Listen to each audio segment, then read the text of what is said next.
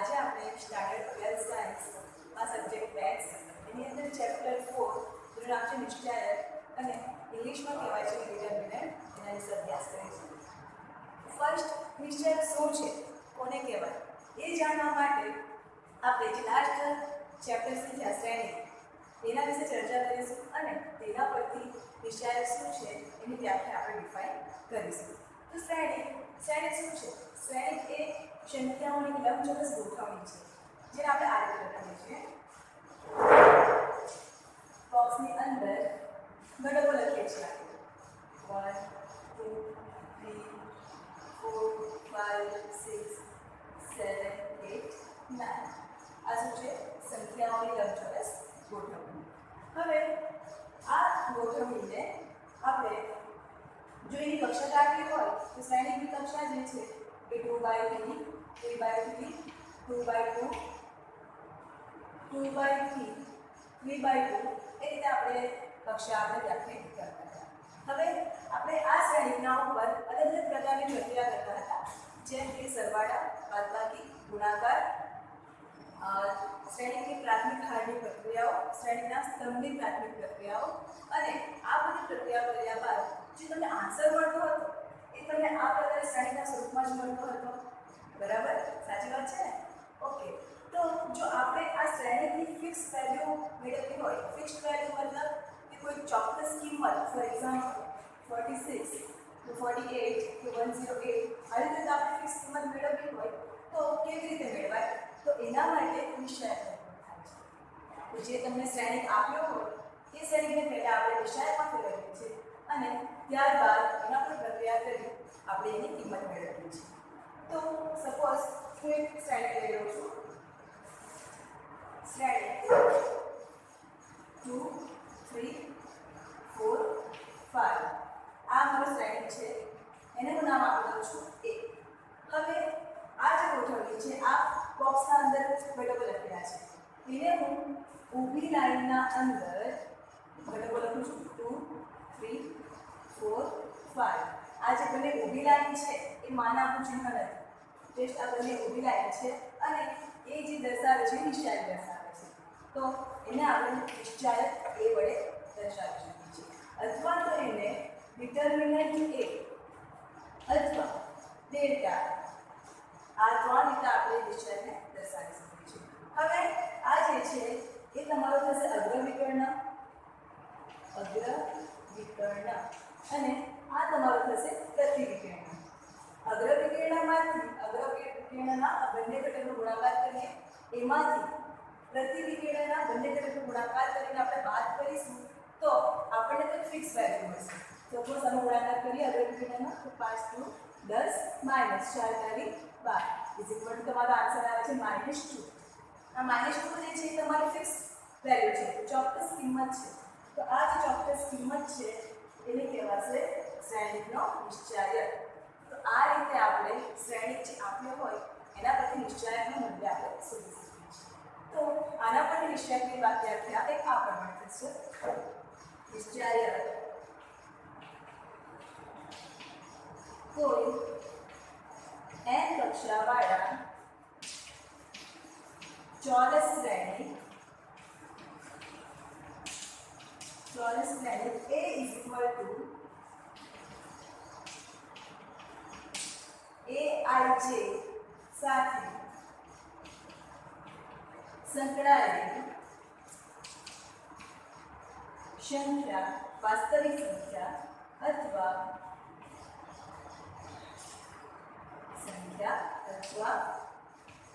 સંકર સંખ્યા. સંકર સંખ્યાની આપેલ શ્રેણી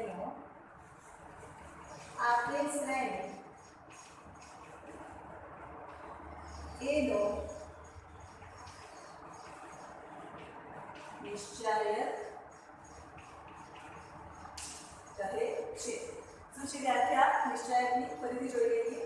કોઈ n કક્ષાવાળા ચોરસ શ્રેણી એનો મતલબ શું થશે કે જે શ્રેણીની કક્ષા 3/3 2/2 અથવા 1/1 થશે. એટલે કે હારની સંખ્યા અને સ્થળની સંખ્યા બંને સમાન હશે શ્રેણીના અંદર. એને જ આપણે નિશ્ચય કરી શકીશું. શું આપ્યું છે વ્યાખ્યાની અંદર કોઈ n કક્ષાવાળા ચોરસ શ્રેણી a aij સાથે સંકળાયેલ વાસ્તવિક સંખ્યા અથવા શંકર સંખ્યા. વાસ્તવિક સંખ્યા એટલે કે તમારી સમય સંખ્યા, અસમય સંખ્યા, ધન સંખ્યા, ઋણ સંખ્યા કોઈ પણ સંખ્યા આવી શકે છે અથવા તો શંકર સંખ્યા પણ આવી શકે છે. શંકર સંખ્યા એટલે કે 1 + i એટલે કે i વાળા સંખ્યાની સંખ્યા હોય એ -3 + 2i એવી સંખ્યાને શંકર સંખ્યા કહેવાય છે. તો જે શ્રેણીનો તમારો આન્સર જે આવે છે એ ક્યાં તો વાસ્તવિક સંખ્યા હશે ક્યાં તો પછી શંકર સંખ્યા. તો એ જે તમને સંખ્યા મળે છે, આ જે સંખ્યા મળે છે એને આપેલી શ્રેણી a નું નિશ્ચય કરીએ છીએ. એટલે કે આ આપણે શ્રેણી a લઈ લીધો બરાબર અને એના પરથી શું કર્યું છે આપણે મૂલ્ય શું મળ્યું નિશ્ચયક -2 શું કહેવાશે -2 ને શ્રેણી a નો નિશ્ચય કહેવાય છે. સમજાય તમે વ્યાખ્યા?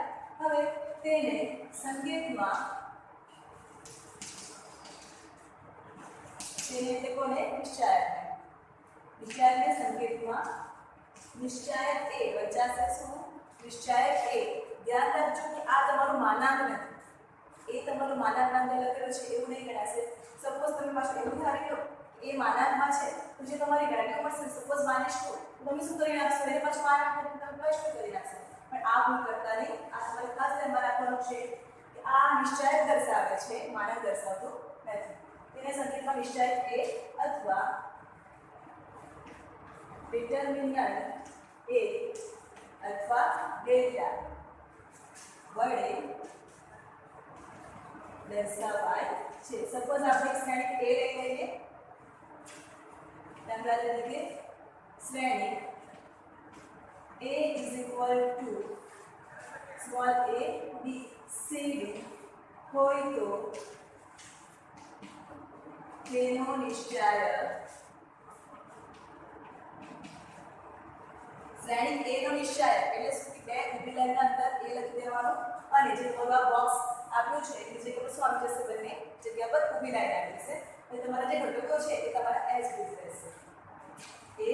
નિશ્ચયક a = a b c d અને એને શું લખાય છે ડિટરમિનન્ટ a અથવા તો ડેલ્ટા વડે પણ આપણે એને દર્શાવી શકીએ છીએ.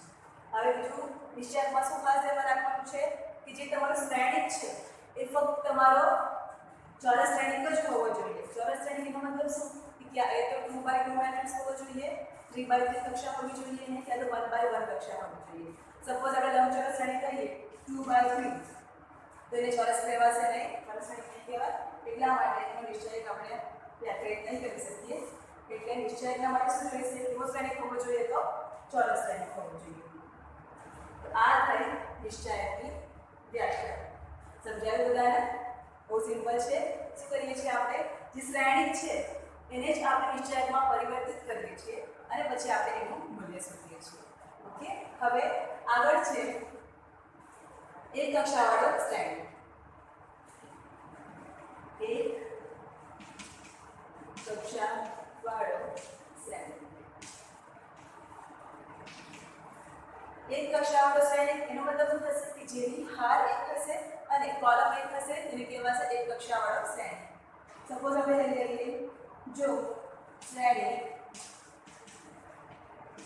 a is equal to capital A is equal to શ્રેણિક ઘટકમાં સ્મોલ a આપ્યું છે અને તો એનો નિશ્ચય શું આવશે તો નિશ્ચય આમાં જો ફક્ત એક જ ઘટક છે એટલે શું થશે એની હાર એક છે અને કોલમ પણ એક જ છે. તો એનો નિશ્ચય શું મળવાનો નિશ્ચય a is equal to small a.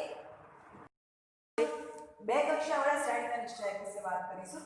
તો બે કક્ષાવાળા શ્રેણિક આપણે એક લઈ લઈએ છીએ જેની હાર બે હશે અને સ્તંભ બે હશે. શ્રેણિક a is equal to એના ઘટકો છે a11 a12 a21 a22. સૂત્ર શ્રેણિક આપે a is equal to a11 a12 a21 a22. હવે આ બે કક્ષાવાળો જેની અંદર શું છે બે હાર છે અને બે કોલમ છે એટલે આ ચોરસ શ્રેણિક થયો. બે કક્ષાવાળા શ્રેણીનો નિશ્ચયક હવે આપણે આ બે કક્ષાવાળો શ્રેણિક લઈ લીધો છે. હવે આપણે એનો નિશ્ચયાંક શોધવાનો છે. જો શ્રેણિકને આપણે નિશ્ચયાંકમાં લખવું હોય તો કેવી રીતે લખીએ છીએ આપણે બે ઊભી લાઈનના અંદર. તો જે ઘટકો છે એને આપણે ઊભી લાઈન અંદર લખી દઈએ. તો a11 a12 a21 a22. હવે જે તમારા ક્રોસમાં જે ઘટકો આપેલા છે a11 a12 a22 એ શું થશે તમારા અગ્ર વિકર્ણ અને જે a12 અને a21 આપે છે એ તમારા થશે પ્રતિ વિકર્ણ. હવે શું કરવાનું છે આપણે કે અગ્ર વિકર્ણ જે છે એ બંનેનો આપણે ગુણાકાર કરવાનો છે. તો a11 a22 a11 a22 વચ્ચે માઈનસનું ચિહ્ન અને જે પ્રતિ વિકર્ણના ઘટકો છે એ બે ઘટકોનો ગુણાકાર કરીશું. તો આ રીતે a11 ઓકે a22 અને પ્રતિ વિકર્ણ એટલે કે a21 a22. શું કર્યું આપણે કે જે દ્વિહાર બે કક્ષાવાળો શ્રેણિક આપ્યો હોય a a11 a12 a21 a22 લઈ લીધું અને એના પરથી નિશ્ચયાંક શોધવું છે આપણે. તો અગ્ર વિકર્ણના બે ઘટકો એનો ગુણાકાર માઈનસ જે પ્રતિ વિકર્ણ છે આપણા એ બે ઘટકોનો ગુણાકાર કરીશું અને એનો બાદબાકી કરીશું. એટલે શું મળે છે બે કક્ષાવાળા શ્રેણિકનો નિશ્ચયાંક. આની જે વેલ્યુ મળે છે એને શું કહેવાશે બે કક્ષાવાળા શ્રેણિકનો નિશ્ચયાંક. હવે આપણે આગળ જોઈએ ત્રણ કક્ષાવાળા શ્રેણિકનો નિશ્ચયાંક. એના વિશે જોઈશું આપણે. તો એના માટે ત્રણ કક્ષાવાળો શ્રેણિક જે છે એ તમે લખી દઈએ. તો a a11 a12 a13 a21 a22 a23 a31 a32 a33. હવે આ શ્રેણિક જે છે ચોરસ શ્રેણિક થઈ ગયો કારણ કે એની અંદર ત્રણ હાથ છે અને ત્રણ કોલમ છે. હવે આ તમારી ફર્સ્ટ રો એટલે R1 લખાશે, સેકન્ડ રો ને R2 લખીશું, થર્ડ રો તમારી R3, ફર્સ્ટ કોલમ લખીશું આપણે C1, સેકન્ડ કોલમ ને C2 અને થર્ડ કોલમ ને C3. હવે આપણે શું કરવાનું છે કે ત્રણ કક્ષાના શ્રેણિકનો નિશ્ચયાંક શોધવાનો છે. તો એ આપણે 6 રીતે શોધી શકીએ છીએ. તો ફર્સ્ટ રો જે છે એનું વિસ્તરણ કરીને આપણે નિશ્ચયાંક મેળવી શકીએ છીએ. સેકન્ડ રોનું વિસ્તરણ કરીને એ જ રીતે થર્ડ રોનું વિસ્તરણ કરીએ તો નિશ્ચયાંક મળે છે. એ જ પ્રમાણે જે તમારી ત્રણ કોલમો આપી છે C1 કોલમ દ્વારા પણ મળી શકે છે, C2 કોલમ દ્વારા પણ મળી શકે છે અને C3 તમારી કોલમ છે એનું આપણે વિસ્તરણ કરીશું તો પણ તમારું જે નિશ્ચયાંક છે એ મળે છે. તમે કોઈ પણ રો લો કે કોઈ પણ કોલમ લો અને એનું તમે વિસ્તરણ કરશો તો જવાબ તમારો સેમ જ આવશે. સપોઝ આપણે પહેલા R1 રો લઈ લઈએ અને એનું વિસ્તરણ કરીએ, ત્યારબાદ આપણે C1 કોલમ લેશું અને એનું વિસ્તરણ કરીશું અને ચેક કરીશું કે બંનેનો જવાબ સરખો આવે છે કે નહીં. તો ફર્સ્ટ આપણે જે R1 એટલે કે પ્રથમ હાર છે એના દ્વારા આપણે વિસ્તરણ કરીશું. પ્રથમ હાર R1 દ્વારા નિશ્ચયાંકનું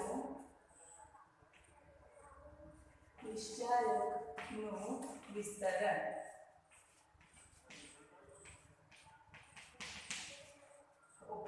હવે આ તમારી ફર્સ્ટ રો છે.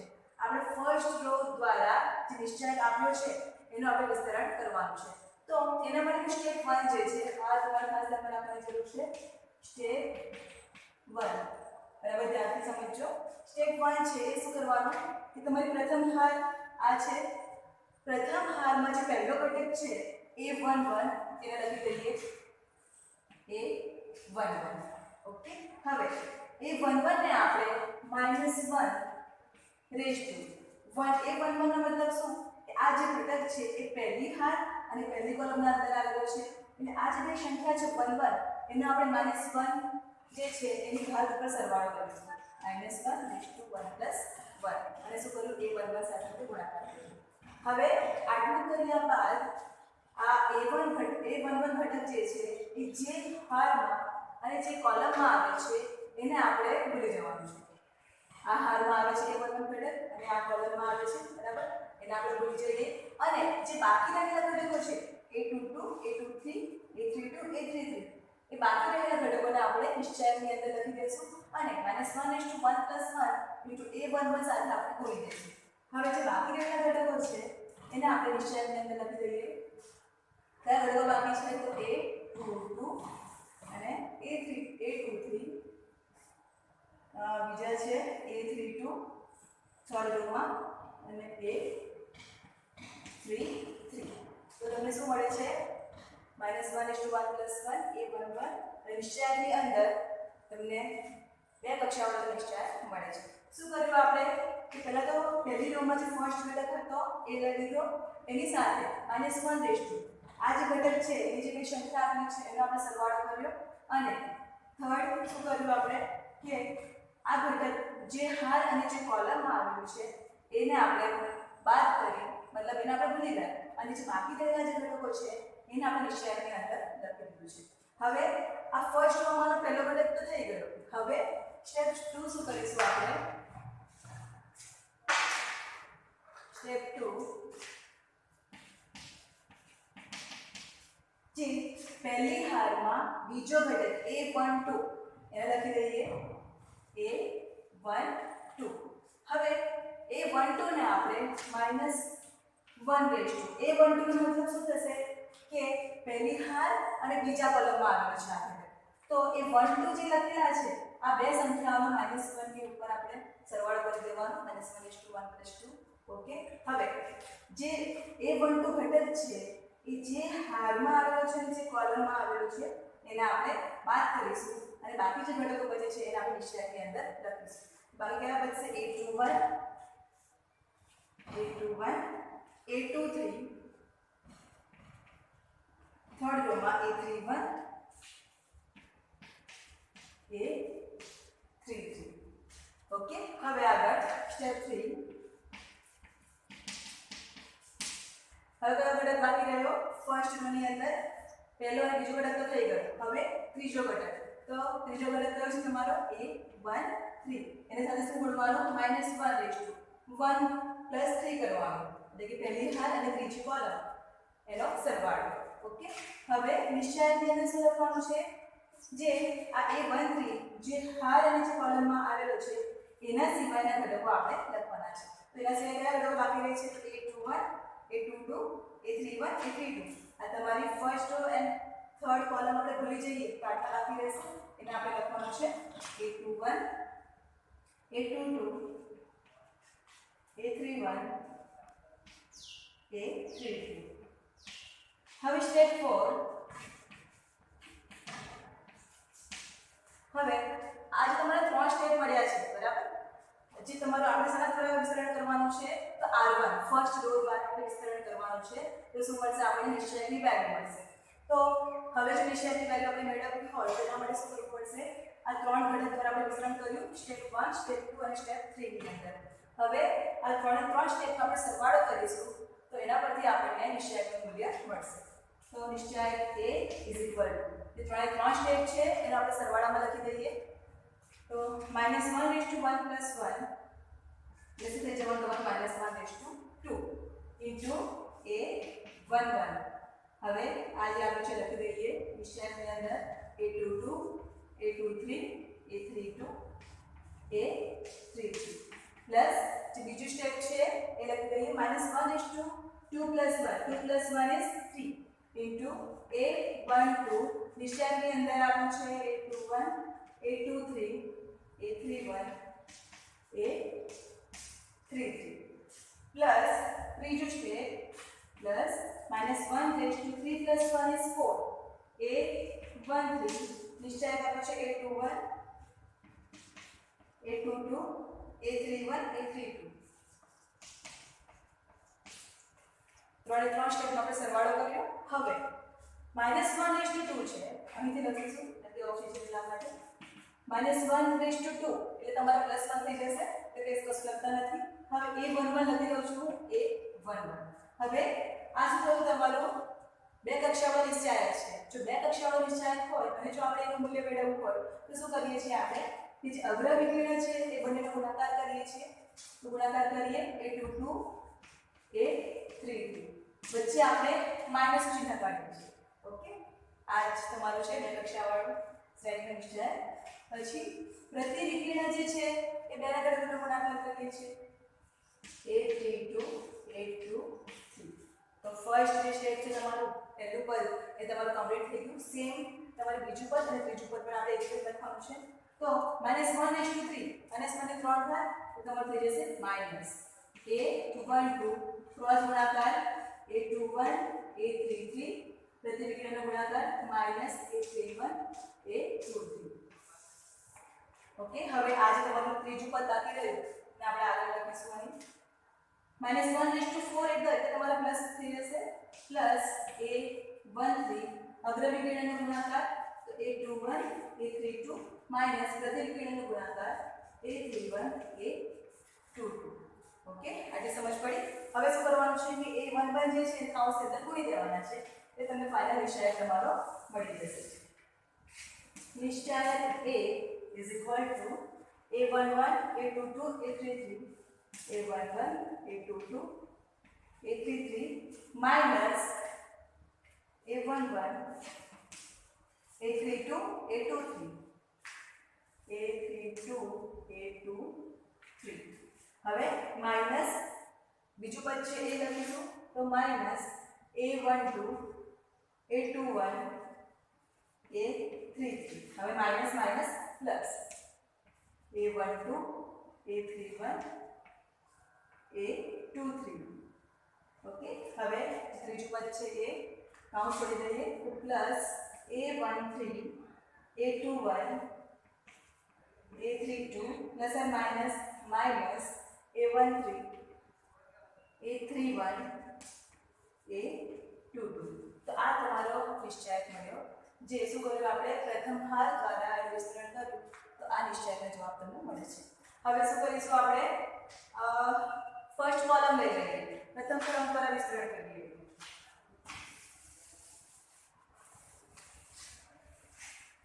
સેમ આ રીતે જ કરવાનું છે પણ તમારું શું આવી જશે રોની જગ્યા પર કોલમ આવી જશે. હવે લઈ લઈશું આપણે પ્રથમ સ્તંભ C1 દ્વારા નિશ્ચયકનું વિસ્તરણ.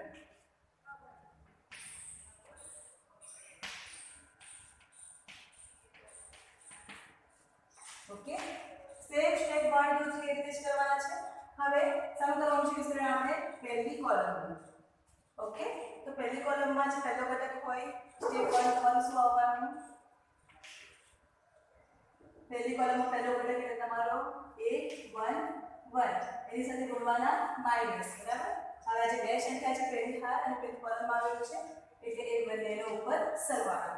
અને ફર્સ્ટ કોલમ અને ફર્સ્ટ રો એ બંને એક a11 ઘટક જે છે એ જે હાર અને જે કોલમમાં આવેલું છે એને આપણે ભૂલી જવાનું છે અને બાકી રહેલો જે ઘટક છે એ તમારે લખી દેવાના છે.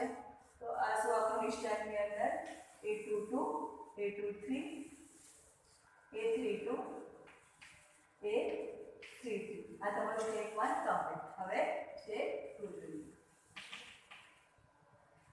સ્ટેપ 2 માં હવે પહેલી કોલમમાં કયો ઘટક લેવાનો છે આપણે બીજો કયો છે a21 તો -1 ના પર શું આવશે 2 + 1.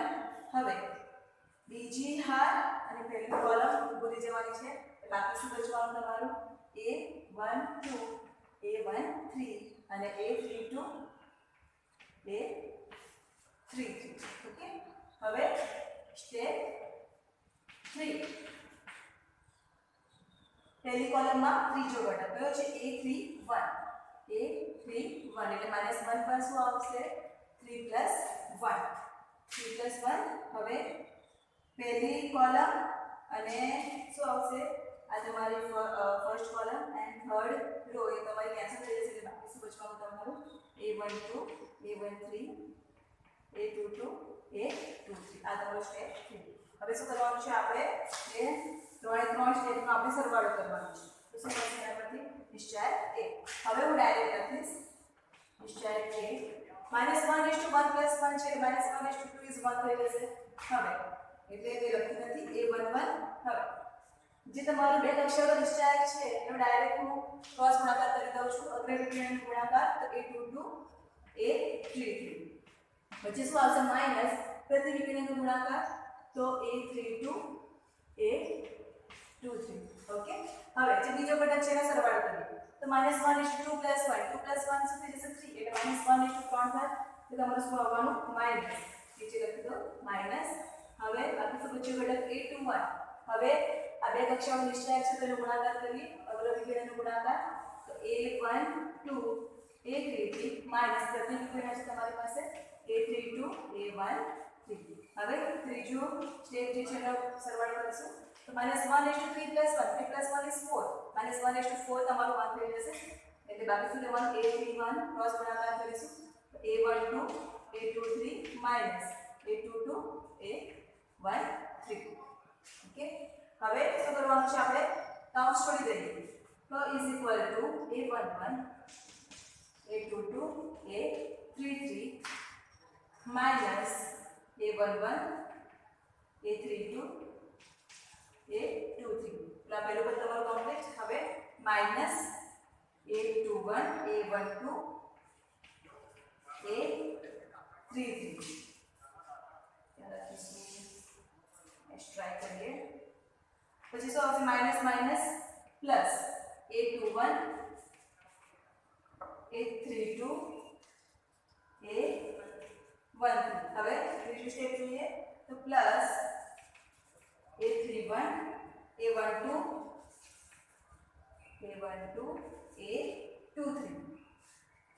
a23 એટલે સર માઈનસ માઈનસ નીચે લખી દઉં છું a31 a22 a13. તો આ શું મળ્યું તમારો નિશ્ચાયક a.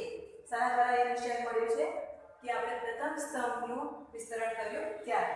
હવે આપણે ચેક કરીએ આ જે તમારો નિશ્ચાયક a છે એ આપણે પ્રથમ ભાગનું વિસ્તરણ કર્યું ત્યારે તમને જવાબ મળ્યો હતો અને આ નિશ્ચાયકનો જવાબ તમને પ્રથમ સ્તંભનું વિસ્તરણ કર્યું ત્યારે મળ્યો છે. હવે ચેક કરીએ કે જવાબ સરખા છે કે નહીં. તો જે તમારો પહેલો પદ છે એ a11 a22 a33 ઓકે. તો આ તમારા સરખા છે એટલે પહેલા પદ. હવે શું છે વચ્ચે માઈનસ ત્યાં પર શું આવ્યું માઈનસ a11 a32 a23 તો minus a11 a32 a23 okay. હવે આગળ શું છે તો આ તમારું પદ a21 a32 a13 તો a21 વાળું પદ શોધીએ આપણે જેમાં a21 હોય a32 હોય અને a13 હોય a21 a13 a32 ઓકે. આ પદ પણ આવી ગયું. હવે આગળ a31 a12 a23 a31 a12 a23 આ પદ પણ થઈ ગયું. હવે બાકી શું બચ્યું આપણે હજુ એક પદ રહી ગયું અચ્છા આપણે કમ્પ્લીટ થઈ ગયું છે. હવે બાકી શું બચ્યું minus a31 a22 a13 minus a31 a31 a13 a22 તો બધા જ પદ તમારા શું છે સરખા છે. નિશ્ચાયક a અને આ નિશ્ચાયક a બંને તમારા સમાન થયા એટલે કે તમે ત્રણ હારમાંથી કોઈ પણ હાર દ્વારા વિસ્તરણ કરશો અને નિશ્ચાયકનું મૂલ્ય મેળવશો કે પછી કોઈ પણ સ્તંભ ત્રણમાંથી c1 c2 c3 કોઈ પણ સ્તંભ પર તમે વિસ્તરણ કરશો અને તમે જવાબ મેળવશો તો નિશ્ચાયકનું મૂલ્ય તમારું સમાન જ રહેશે. એનું મૂલ્ય તમારું બદલાશે નહીં. હવે એક વસ્તુનું ખાસ ધ્યાનમાં રાખવાનું છે આપણે કે જ્યારે આપણે એક્ઝામ્પલ સોલ્વ કરવાના હોય ત્યારે સપોઝ આ નિશ્ચાયક a છે બરાબર 3/3 કક્ષાનો નિશ્ચાયક લખું છું તો આ a11 a12 a13 a21 a22 a23 a31 a32 a33 હવે શું જોવાનું છે તો ચિહ્ન કયું આવે છે એના હિસાબે વાત કરવાના છે. તો a11 છે તો શું જોયું આપણે કે જે a11 ઘટક હોય તો એના આપણે શું લખીએ છીએ કે -1 આ જે 11 છે તેનો સરવાળો -1 + 1 બરાબર -1 + 1 + તમારે -1 * 2 થઈ જશે એટલે તમારું શું આવવાનું પહેલી સાઈન તમારી પ્લસ આવવાની બરાબર. પછી a12 છે તો એનું શું લખીએ આપણે -1 * 1 + 2 and 1 + 2 is 3 -1 * 3 is -1 ઓકે. આગળ a13 છે તો 3 + 1 is -1 * 3 + 1 is 4 3 + 1 is 4 એટલે -1 * 4 તમારું શું થઈ જવાના 1 એટલે આ તમારું ચિહ્ન પ્લસ આવશે. હવે એ જ રીતે a21 છે તો -1 + 2 + 1 એ તમારું -1 + 3 થઈ જવાનું અને -1 + 3 હોય તો તમારો આન્સર શેમાં આવે માઇનસમાં. હવે a22 છે તો -1 + 2 + 2 એટલે તમારો 4 થઈ જવાના. -1 * 4 એટલે તમારું શું થઈ જશે +23 છે એટલે -1 * 5 એટલે તમારા -1 આવશે. 3 + 1 એટલે 4 પ્લસ 3a32 એટલે કે 5 થવાના -1 * 5 એટલે માઇનસમાં તમારો જવાબ આવશે. અને a33 3 + 3 = 6 એટલે તમારું શું થઈ જવાનું પ્લસ. તો આ તમે જ્યારે પણ 3 કક્ષાવાળો શ્રેણિક આપ્યો હોય અને આપણે નિશ્ચયકનું મૂલ્ય મેળવવાનું હોય ત્યારે તમારે આ કિંમતો ખાસ ધ્યાનમાં રાખવાની જરૂર છે. પછી તમારે સોલ્વ કરવી બધી વખત એ લખવાની જરૂર ના પડે કે -1 * 1 + 1 -1 * 2 + 1 એ લખવાની જરૂર ના પડે. ડાયરેક્ટ તમારે જે તમારો પ્રથમ હાર છે એમાં પહેલો ઘટક હોય તમારો પ્લસ આવી જશે, બીજા ઘટક જે હોય એના આગળ તમારું માઇનસ આવી જશે અને ત્રીજા ઘટકમાં પ્લસ. તો આ ચિહ્ન જે છે નિશ્ચયાકનું એ તમારે ધ્યાનમાં રાખવાની જરૂર છે. ખાસ વાંચી લેજો plus minus plus minus plus minus plus minus plus. Okay, આ થયું આપણું બે કક્ષાવાળો શ્રેણિક આપ્યો હોય અને એનો નિશ્ચયાક કેવી રીતે મેળવાય અને 3 કક્ષાવાળો શ્રેણિક આપ્યો હોય તો એનો નિશ્ચયાક કેવી રીતે મેળવાય એના વિશેની વાત. આપણે ઉદાહરણના દાખલા સોલ્વ કરીશું. ઉદાહરણ 1 છે, બે કક્ષાવાળો શ્રેણિક આપ્યું છે, નિશ્ચયાક આપ્યું છે 2 4 - 1 2 નું મૂલ્ય આપણે શોધવાનું છે. તો લખી દઈએ પહેલાની શ્રેણિક નિશ્ચયાક આપ્યો છે 2 4 - 1 2. હવે જ્યારે તમને બે કક્ષાવાળો શ્રેણિક આપ્યો હોય અને આપણે નિશ્ચયાક મેળવવું હોય તો શું કરતા હતા આપણે કે બે અગ્ર વિકર્ણનો ગુણાકાર. તો 2 * 2 2 * 2 માઇનસ જે પ્રતિ વિકર્ણ છે એ બંને ઘટકનો ગુણાકાર તો 4 * -1 = 2 * 2 is 4 minus minus plus 4 * 1 is 4 4 plus 4 is 8. ઉદાહરણ 1 નો જવાબ તમારો 8 આવ્યો. એકદમ જ સિમ્પલ છે, ફટાફટ તમે સોલ્વ કરી શકશો. હવે ઉદાહરણ 2 જોઈ લઈએ. શું આપશું તમને નિશ્ચયાકની અંદર x x + 1 x - 1 x શું કરવાનું છે આ દાખલાની જેમ જ તો બે અગ્ર વિકર્ણનો ગુણાકાર કરીએ x * x માઈનસ જે પ્રતિ વિકર્ણ છે એ બંને ઘટકોનો ગુણાકાર x - 1 x + 1. હવે x * x તમારો શું થઈ જવાના x² માઈનસ હવે આગળ માઈનસ છે કાઉન્સ કરી દઈએ અને બે કાઉન્સને આપણે ગુણાકાર કરીએ. કાઉન્સ છોડી x * x બરાબર ગુણાકાર x * x is x² plus x * 1 is x minus 1 * x is minus x minus 1 plus 1 is minus 1. કાઉન્સ છોડી દઈએ તો x² minus x² આ તો બંને તમારા પ્લસ અને માઈનસ કેન્સલ થઈ જવાના. -1 છે તો માઈનસ માઈનસ પ્લસ 1 થઈ જશે. હવે x² - x² તમારે કેન્સલ તો જવાબ શું આવવાનો તમારો 1. ઓકે, તો આ થયું તમારું ઉદાહરણ 2. હવે આપણે આગળ જોઈશું ઉદાહરણ 3. તમને ઉદાહરણ 3 જે આપ્યું છે એમાં આપ્યું છે નિશ્ચયાક ડેલ્ટા = 1 2 4 - 1 3 0 4 1 0 નું મૂલ્ય મેળવો. હવે જે આપણે 3 કક્ષાવાળા નિશ્ચયાકનું વિસ્તરણ જે જોયું એના અંદર મારાથી એક વાત કહેવાની રહી ગઈ હતી કે સપોઝ તમારી જે કોઈ કોલમ હોય એમાં વધારે શૂન્ય આપ્યા હોય, અહીં તમને કોલમ 3 આપી છે એના અંદર 2 શૂન્ય આપ્યા છે, તો જે કોલમ કે જે હારમાં વધારે શૂન્ય હોય તમે એ કોલમ કે એ હાર દ્વારા નિશ્ચયાકનું વિસ્તરણ કરશો તો તમારો આન્સર ફટાફટ આવી જશે, તમને ઈઝી પડશે. નહીં તો પછી તમે ફર્સ્ટ દ્વારા પણ કરી શકો છો, સેકન્ડ દ્વારા પણ કરી શકો છો, થર્ડ દ્વારા પણ કરી શકો છો, પણ જે હાર કે જે કોલમની અંદર મેક્સિમમ શૂન્ય આપ્યા હોય એ હારની કોલમ દ્વારા આપણે વિસ્તરણ કરીશું તો તમારો આન્સર ફટાફટ આવી જશે. તો આ જે એક્ઝામ્પલ છે ઉદાહરણ 3 એ આપણે બે રીતે ગણીશું. પહેલા તો અહીં ત્રીજો સ્તંભ જે છે અહીં સોલ્યુશન, અહીં ત્રીજા સ્તંભમાં બે ઘટકો શૂન્ય આપેલ હોવાથી આપણે ત્રીજા સ્તંભ દ્વારા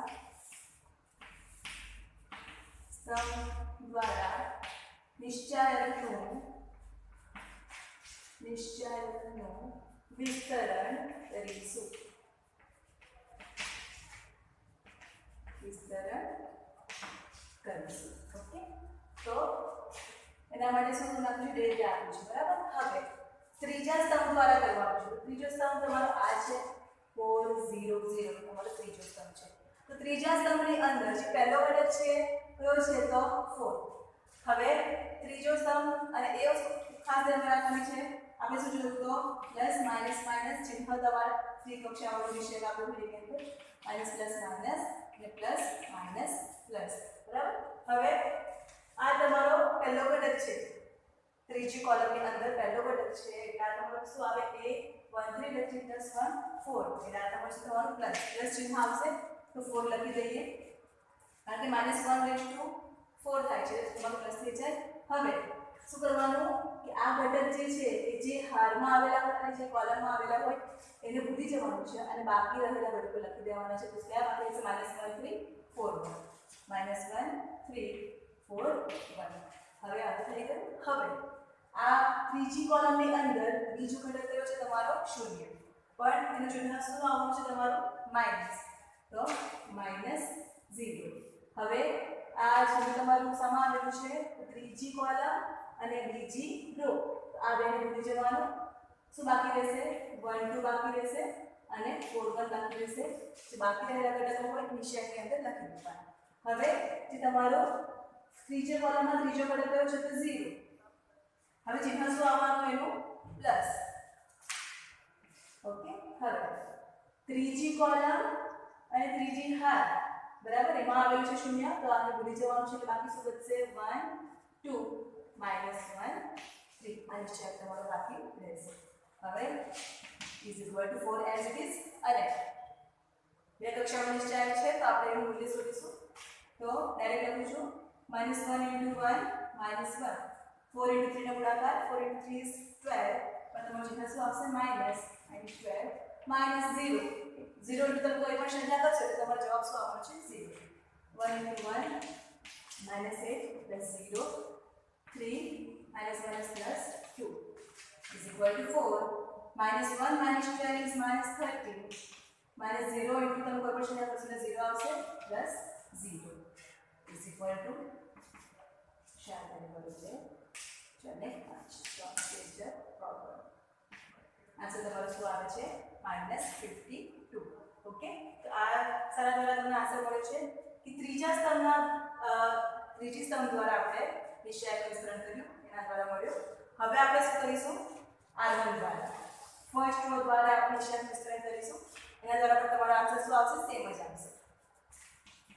R1 દ્વારા નિશ્ચયાંકનું વિસ્તરણ કરવાનું છે. ફર્સ્ટ રો દ્વારા વિસ્તરણ કરવાનું છે. હવે શું આવશે? ફર્સ્ટ ઘટકમાં તમારી આ 1 2 4 વાળી બરાબર. તો ડેલ્ટા ઇઝ ઇક્વલ ટુ આ સાઈડ લઈ લઈએ એક્ઝામ્પલ આવે છે. ડેલ્ટા ઇઝ ઇક્વલ ટુ શું છે? પહેલો ઘટક તમારો પહેલી હાથમાં 1 તો 1 લખી દઈએ. હવે શું આવે છે? પ્લસ પહેલા ઘટકની અંદર. ઓકે. હવે આ ઘટક તમારો પહેલી હાર અને પહેલી કોલમ આવેલ છે કે આપણે એને ભૂલી જવાનું. બાકી શું હશે? 3 0 1 0 એ લખી દઈએ 3 0 1 0. હવે પહેલી હારનો બીજો ઘટક કયો છે? તો 2. જે બીજો ઘટક હોય ત્યાં શું આવશે? તમારું માઇનસ. આ ઘટકનો બીજો ઘટક આગળ શું આવે છે? માઇનસ અને ઘટક કયો છે? 2 એટલે એ લખી દીધું. હવે એ તમારો ઘટક ક્યાં આવેલો છે? તો બીજી કોલમ અને પહેલી હારમાં એટલે આ તમારું ભૂલી જવાનું. आगे શું બચશે? -1 0 4 0 -1 0 4 0. હવે ત્રીજો ઘટક કયો છે? તો 4. ત્રીજા ઘટકમાં શું આવે છે? પ્લસ. તો +4. હવે ત્રીજો ઘટક શામાં આવેલો છે? તો પહેલી હારમાં અને ત્રીજી કોલમમાં એટલે બાકી શું બચવાના? -1 3 4 1 -1 3 4 1. ઓકે. આગળ હવે cross ગુણાકાર કરી દઈએ. 1 as it is 3 into 0 is 0 1 into 0 is 0 -2 as it is -1 into 0 is 0 4 into 0 is 0 plus 4 as it is -1 into 1 is -1 પછી માઇનસ આવશે 4 into 3 48 बार થઈ જાય 0 into 1 0 minus 0 is 0 minus 2 into 0 plus 4 minus 12 minus 1 is minus 30 અને 3 ચોક 52 શું છે minus 52 આ 1 into 0 is 0 2 into 0 is 0 તો આપણે શું કર્યું પહેલા તો કે ત્રીજા સ્તંભ દ્વારા આપણે નિશાનનું વિસ્તરણ કર્યું અને તમારો આન્સર શું આવ્યો -52 અને પછી શું કર્યું આપણે પ્રથમ રો દ્વારા વિસ્તરણ કર્યું નિશાનનું અને એનો આન્સર શું આવ્યો -52 એટલે કે તમે કોઈ પણ રો લઈ લો અને વિસ્તરણ કરો કે કોઈ પણ કોલમ લઈ લો અને નિશાન વિસ્તરણ કરો તો જવાબ તમારો સેમ જ આવશે તો કર્યું છે શું આપણે મોટા ભાગે શું કરવાનું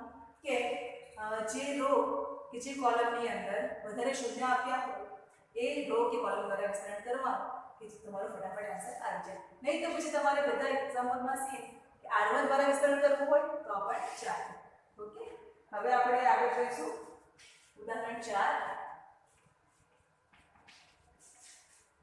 તમે આ બે રીતમાંથી કોઈ પણ કરી શકો છો ઉદાહરણ 4 છે ડેલ્ટા ઇઝ ઇક્વલ ટુ નિશાનમાં આપ્યું છે 0 sin alpha minus cos alpha second row માં આપ્યું છે sin alpha 0 sin beta third row માં આપ્યું છે cos આલ્ફા sin બીટા 0 નું મૂલ્ય શોધો તો શું કરીશું આપણે શાના દ્વારા વિસ્તરણ કરીએ R1 દ્વારા વિસ્તરણ કરીએ R1 દ્વારા વિસ્તરણ કરતા જે R1 દ્વારા વિસ્તરણ કરવાનું હોય ત્યારે ખાસ ધ્યાન રાખવાનું કે જે તમારું પહેલું પદ છે એ તમારું પોઝિટિવ આવશે પછી જે બીજું પદ લખવાનું તમે સ્ટાર્ટ કરશો એ તમારું નેગેટિવ અને ત્રીજું પદ તમારું પોઝિટિવ બરાબર એટલે કોઈ ભૂલ નહીં થાય હવે જે રીતે ઇઝ ઇક્વલ ટુ R1 માં પહેલું પદ તમને શું પહેલું ઘટક શું આપ્યું છે તો 0 into હવે એ 0 ઘટક શામાં આવેલો છે તો પહેલી હાર અને પહેલી કોલમની અંદર એટલે આ ભૂલી જવાનું છે અને બાકી જે બચેલા હોય લખી દઈએ તો શું બાકી બચ્યું છે 0 sin beta sin beta 0 complete હવે જે બીજું પદ લખવાનું ત્યાં શું કરવાનું છે આપણે જે બીજું ઘટક આવે ત્યાં આગળ માઈનસ બીજા પદમાં શું આવી જાય માઈનસ sin આલ્ફા હવે બીજી કોલમમાં આવેલો છે અને ફર્સ્ટ રો માં આવેલો છે એટલે આખું બીજી જગ્યાએ એટલે sin alpha sin beta cos alpha 0 sin alpha આ ભૂલી જવાનું છે sin બીટા cos આલ્ફા 0 હવે આગળ ઉપર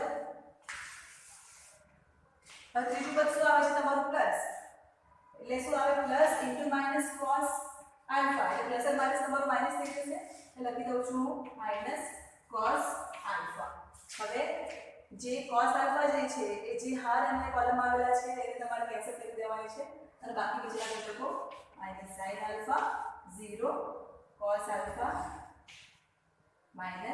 sin બીટા ઓકે હવે આગળ 0 into નિશ્ચય છે 0 into 0 is 0 minus plus sin square beta 0 into sin square beta કરીશું એટલે એક પદ તમારું 0 જ થઈ જવાનું છે હવે sin alpha is this લખું છું ક્રોસ ગુણાકાર કરીએ 0 into sin alpha is 0 minus cos alpha sin beta હવે cos alpha as this રાખું છું આ બેનો ગુણાકાર minus plus થઈ જશે ને આ તમારું આવી જશે sin alpha sin beta હવે minus 0 into cos alpha is તમારું થઈ જશે 0 હવે 0 plus sin square beta એટલે sin square beta થવાનું sin square beta into 0 એટલે તમારું થઈ જવાના 0 આ પદ તમારું 0 થઈ ગયું હવે જોઈએ તો 0 minus cos alpha sin beta આપ્યું છે તો 0 minus એટલે આની તમને માઈનસ ટર્મ થઈ જવાની હવે આગળ શું છે માઈનસ sin alpha ને અને અંદર ગુણીએ તો માઈનસ પહેલા થઈ જશે તમારું પ્લસ sin alpha નો ગુણાકાર એટલે sin alpha sin beta cos alpha હવે માઈનસ cos alpha અંદર ગુણી દઈએ sin alpha sin beta okay અને પછી માઈનસ 0 આપ્યું છે હવે જોઈએ તો sin alpha sin beta cos alpha પણ આ પદનાનું ચિહ્ન શું છે પ્લસ અને આ પદની આગળ માઈનસ એટલે પ્લસ અને માઈનસ આ બંને પદ તમારા શું થઈ જવાના કેન્સલ એટલે થઈ જશે 0 એટલે જવાબ તમારો શું આવે છે 0 તો ઉદાહરણ 4 જે છે એનો તમારો જવાબ શું આવ્યો 0 હવે લાસ્ટ ઉદાહરણ 5 જોઈ લઈએ. બહુ ઇઝી એક્ઝામ્પલ છે. ઉદાહરણ 5